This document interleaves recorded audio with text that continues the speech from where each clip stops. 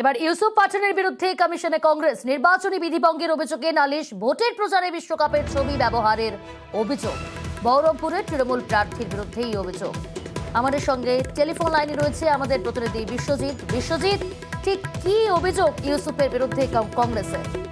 বহরমপুর লোকসভা কেন্দ্রে যে নির্বাচনী বিধিভঙ্গের যে অভিযোগ এনেছেন কংগ্রেসের পক্ষ থেকে, আজ অভিযোগ জমা দেওয়া হয়েছে যে 2011 সালের আইসিসি ওয়ার্ল্ড কাপ যে খেলা হয়েছিল তার যে ছবি, সেই ছবি দিয়ে প্রচার করছেন ইউসুফ পাঠান।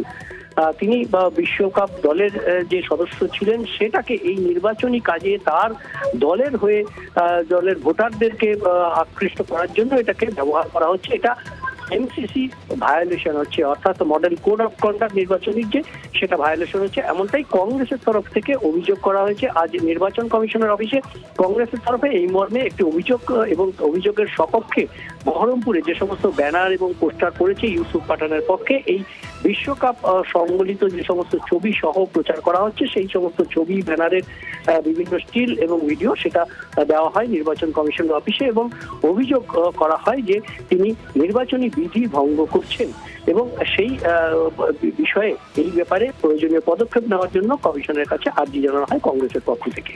বেশ, ধন্যবাদ বিশ্বজিৎ।